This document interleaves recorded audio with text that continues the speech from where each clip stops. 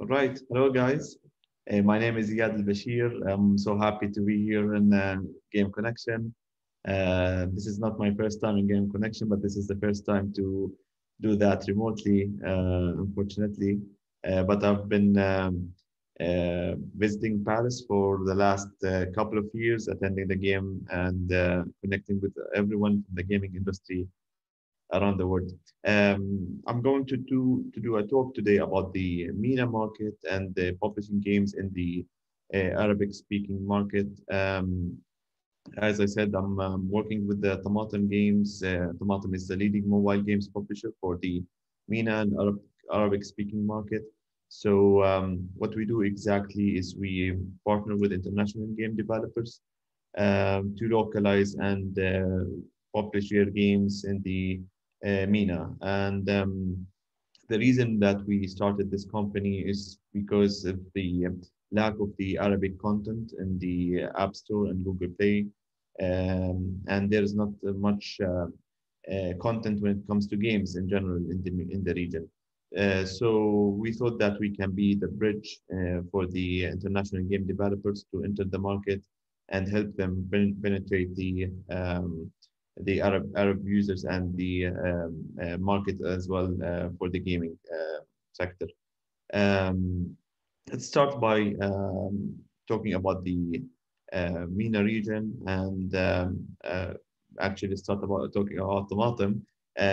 So as I said, we partnered with a lot of game developers. I will mention some of them later, but we published more than 45 games so far, and in different genres, which is very unique to a publisher in the region, and then the in comparison to other publishers where they focus on one genre or two genres. But we published casual games, hardcore games, mid-core games, racing, card games, story games, and female targeted games as well. Um, so far, we did more than 100 million downloads across our portfolio, and most of our games reached top charts and number one in the App Store and Google Play across all the regions.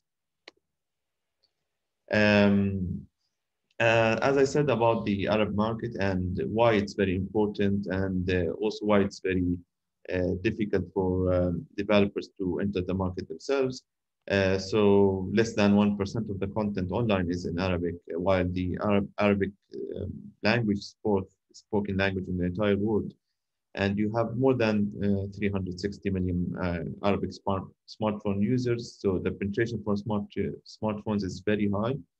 And the market for gaming also is very strong when it comes to monetization and revenue. So in 2022, it's estimated to reach $2.3 billion dollars in market size.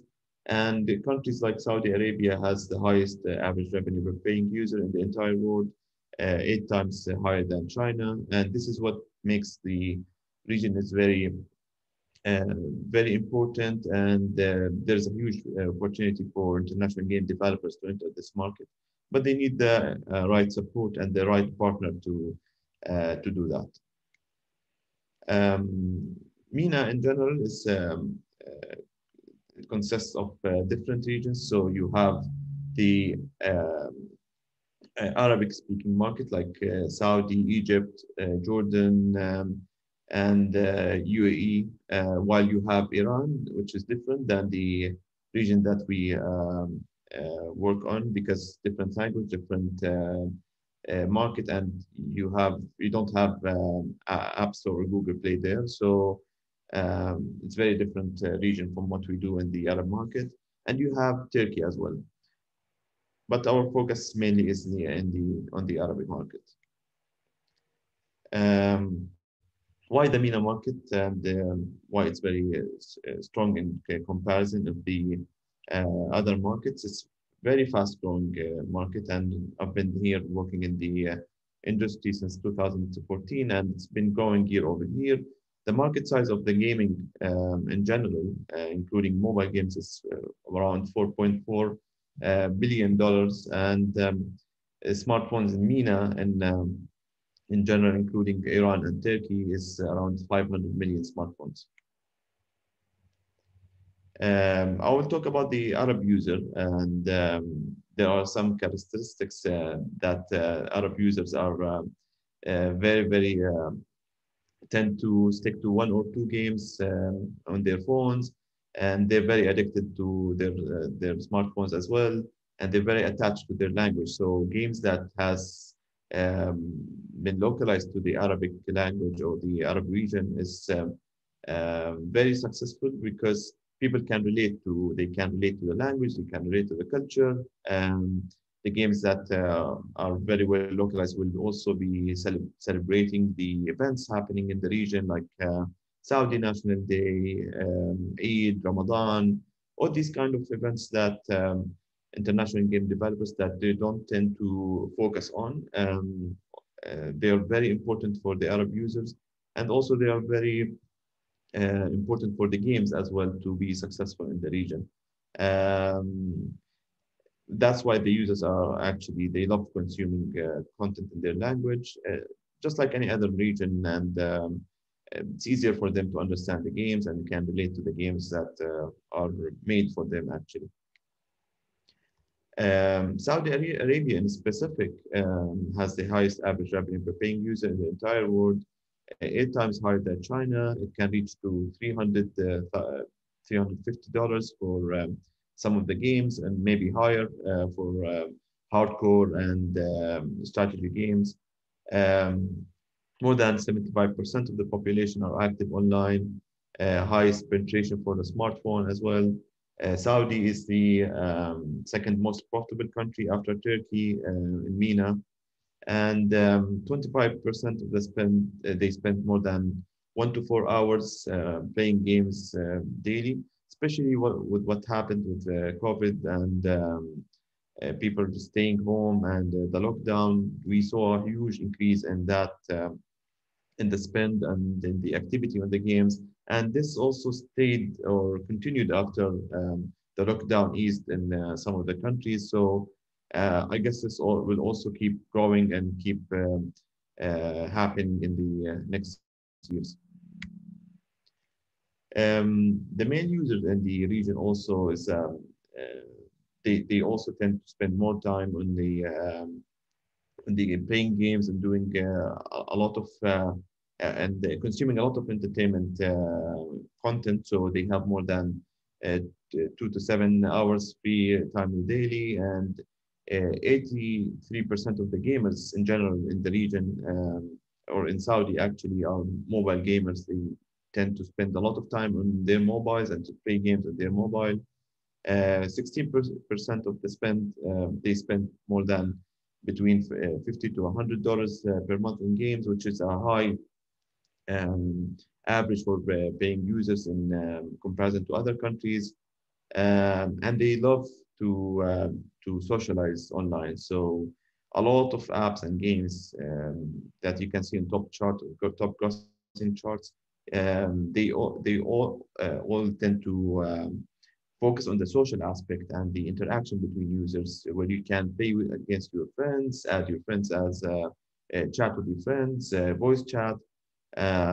These features of added add value to the games a lot, and add value to the social aspect of the games that users love in the region.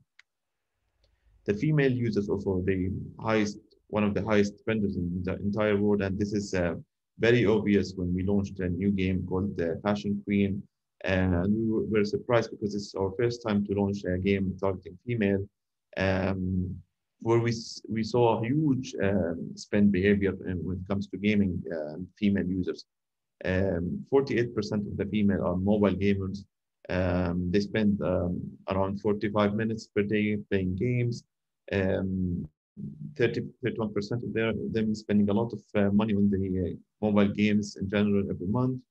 And 10% they spend between $10 to $50 per month on mobile games. When it comes to games in general, there are two categories. When it comes to top grossing games, you will find strategy, RPG games, card games, sport games. These games are very popular when it comes to spending behavior for the users. while games like casual games and board games are in top three games, where they are more dependent on ads, not on in-app purchases. They get a lot of downloads, but not a lot of revenue when it comes to top grossing games.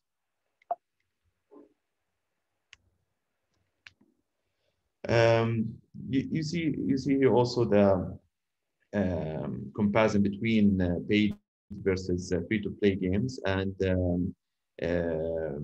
free-to-play games are dominating the market, while paid games are less. They have less capacity or a share of the market. And this is also a trend across the world, not only in the region, but mainly the focus on the free-to-play type of games. As I said earlier, also most of the games that are depending on in-app purchases, these are the games that are successful in the region. You have a small portion when it comes to casual and hyper casual mid-core games that are depending on ads also, that can generate some money from the region, but most of the revenue coming from in-app purchases. As I said on the beginning of this presentation, it's very hard for the international game developers to focus and um, enter the market for so many reasons, but mainly it's the complexity of the language. It's a very complex language, and setting the language inside the games also is very hard because it starts from right to left, and you need two letters to be connected. It's not easy for a lot of users to use, or a lot of developers to use the right terminology for gaming as well. So it's not only about translation, it's also localization and making the game culture relevant and using the right terminology when it comes to gaming. Culture is very sensitive here, so you need to make sure that the game is not representing any religion symbols, any things that are against the culture, against the religion. Also, it's very important to take care of these small details inside the games. Marketing is very scattered when it comes to marketing. It's not that traditional in comparison to countries like US or Europe. So you need to have a combination between different channels like influencers, picking up the right channels when it comes to paid user acquisition. For example, you have YouTube, you have Snapchat, you have Google Play. Facebook is in some regions, you have Facebook is doing well. In some regions, they are not using Facebook a lot. Twitter, you have countries that are using Twitter, unlike other countries or regions. So it's a whole different story when it comes to marketing. Support is very important also. So this is what we do in Tamatem. We localize our support to speak different dialects and to cater for different users from the region. So it's very important to have a localized support. And these countries or this region also very famous with whales and the high spenders. So it's very important to have a VIP service or a whales management service for your high spenders in the region or in general. So also this is very important or very hard for foreign developers to do on their own. I'll talk about localization and what does it mean when it comes to Arabic language, and this is exactly what we do in Tamatem. So it's not only about translation. It starts with translation, but you need to use the right terminologies for gaming. You need to use the right direction for the text. So Arabic starts from right to left, not from left to right, and the letters are connected, not scattered. We also do the localization for the story, for the graphics. We make sure to make the story culturally relevant, and we change on the graphics to make it also appealing for the Arab users. I'll show you some examples in next slides. But it's very important to do that and adapt your story to for the users to understand and relate to. Adapting also the culture, the local culture also is very important when it comes to events like national days, Ramadan, holidays that are localized for the region. These events will make a huge difference to localization of the game. So you can see international game developers, they don't focus a lot on that. So when it comes to localization, you need to adapt your events to that region. Also, the App Store optimization, ASO, you need to pick the right description, right keywords, right icon, right previews. All of this together can make the game localized, not only the text itself, but changing the entire game for the user to feel that this game was made for him, specifically for the Arab users. And this would actually make the game successful and make it stands out from other games. An example where it comes to translation, you see on the left the example where the letters are scattered and the text starts from left to right, which is wrong. You need to have the text starting from right to left and the letters to be connected, which is very unique for the Arabic language in comparison to a lot of languages. When it comes to also localizing the art, people think that the art should be fully covered when it comes to female, which is also wrong. You need to find the right balance when it comes to localizing your art. This is an example that we do.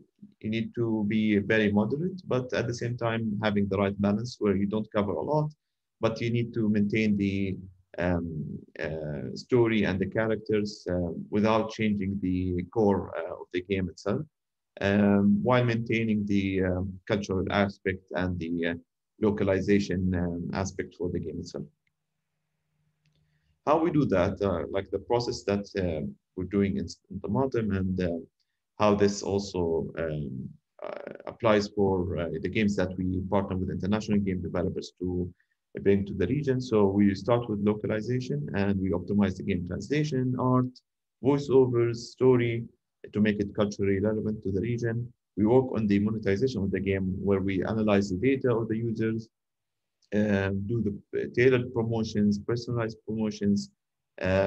We make sure that the monetization is fit for the region and following the events that are happening in the region.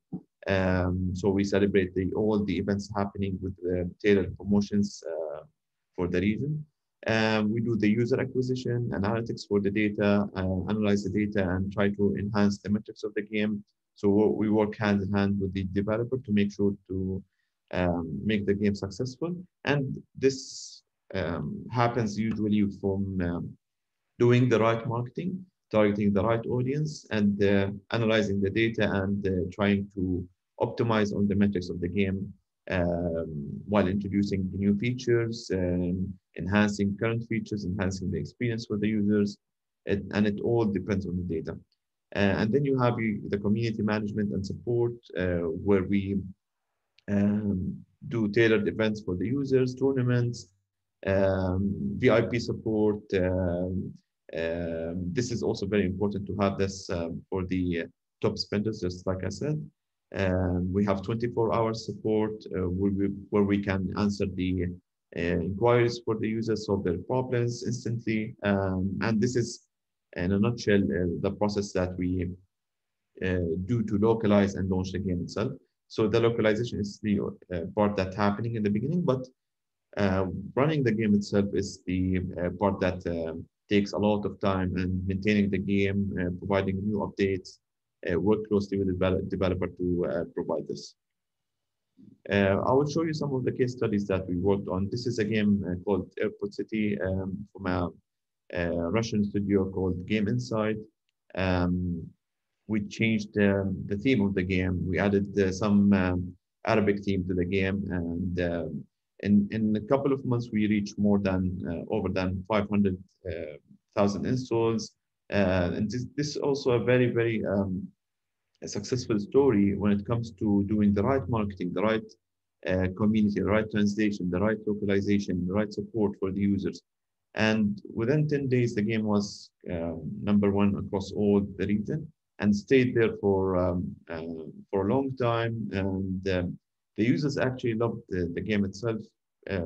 from the beginning because they can relate to the content inside the game. They can relate to their language. And this also happened with another case study for a female targeted game called Hollow Story. We launched it under a name called Fashion Queen. Um, this is the game before we launched it. We changed the story. We added the different locations from the region like Dubai, Beirut, Cairo. Also, this game received a huge success in the beginning of this year. Um, More than 5 million installs, top grossing and top three of the charts, and still growing day by day. Another case study for a card game called VIP Value. This is a huge card game started 4 years ago with a Bulgarian studio called 𝐃𝐞𝐬𝐤𝐭𝐢𝐨𝐧. And this game originally is a French game, but apparently it's very famous in Saudi and Gulf countries, but the rules are different. So we tailored the rules to fit the region and to make it culture relevant. So we changed the gifts inside the game. We did the localized support. We did the localized events and tournaments for the game. And we saw huge success for the game. This game is #1 card game in the entire region. #1 in Saudi Arabia, #1 in the Gulf countries when it comes to balut games. Very, very strong aspect when it comes to social and playing with your friends, chatting with your friends. And it's actually a very competitive space for the balut player, which is a very local card game that the users are actually playing in real life.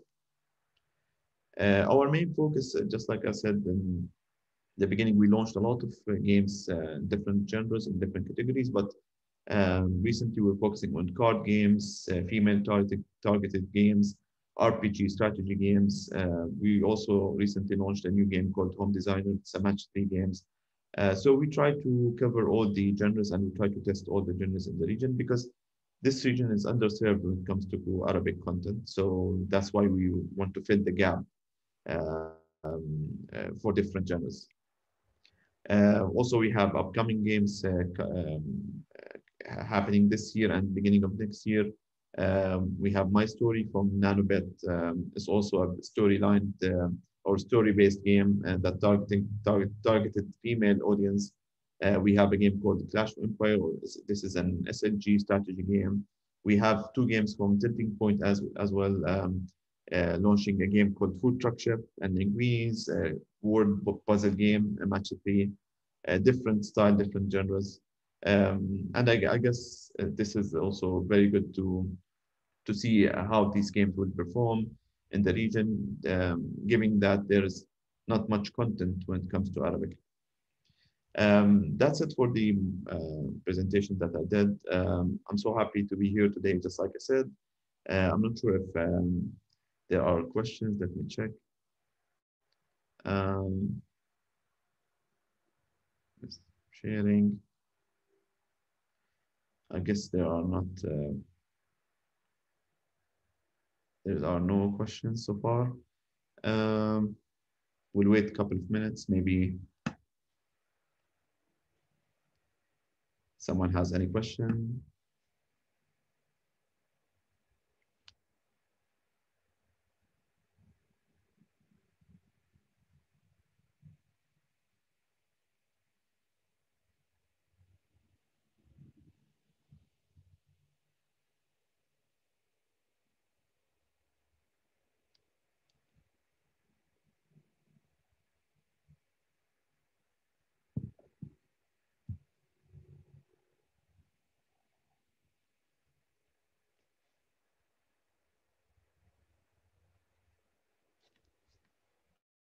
All right, I have 2 questions.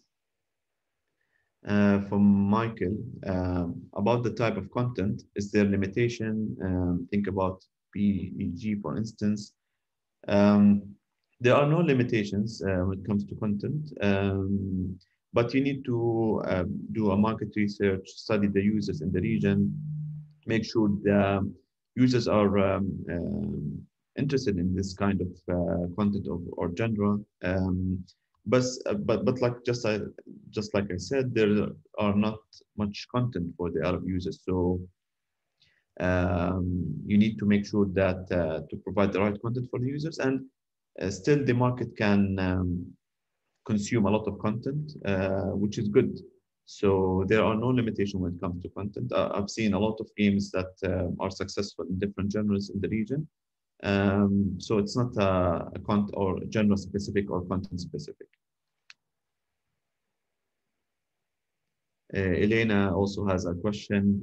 What's the biggest challenge you face when localizing? Um, there are a lot of challenges. So it depends on the game and the genre itself. So you have genres that have a lot of content or stories that you need to make sure that not to change the story to kill the original game or mechanic games, but at the same time make sure the content is very relevant and localized for the region. So there is a delicate balance when it comes to localization in order not to ruin the game experience for the users, at the same time providing the right content for the Arab users.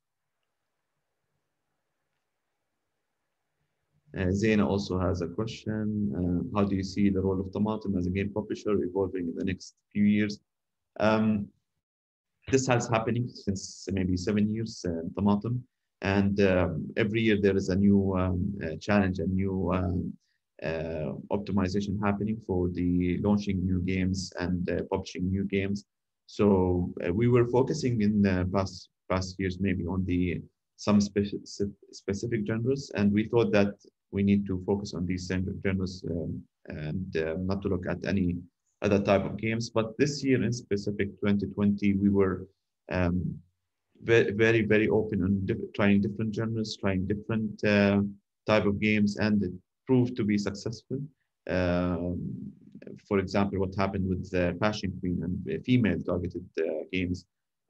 So I see Tomatem also publishing different kind of games, different kind of genres, broaden their or our horizon when it comes to targeting different audiences, targeting different users in the region, and provide the right content for the users.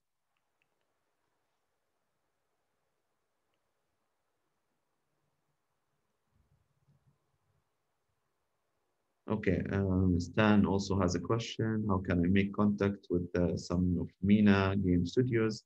You can reach out to us if you have a game that you want to publish in the MENA region. You can reach out to me. My email is iyad@tamatem.co. I'll write it in the chat after the call. And you can get it on my contact or our contact from Game Connection as well.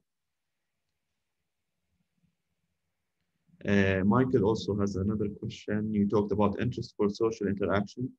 Does it work through Facebook or through a specific social network inside the game? Mainly inside the game, not through a social network. So the games themselves, they need to have this social interaction within the game itself without sending the users to interact on different social platforms like Facebook or Twitter. So the game itself needs to have a chat, for example, adding friends, where you turn the game as a community or a social platform for gamers, but not send them to other social platforms to interact.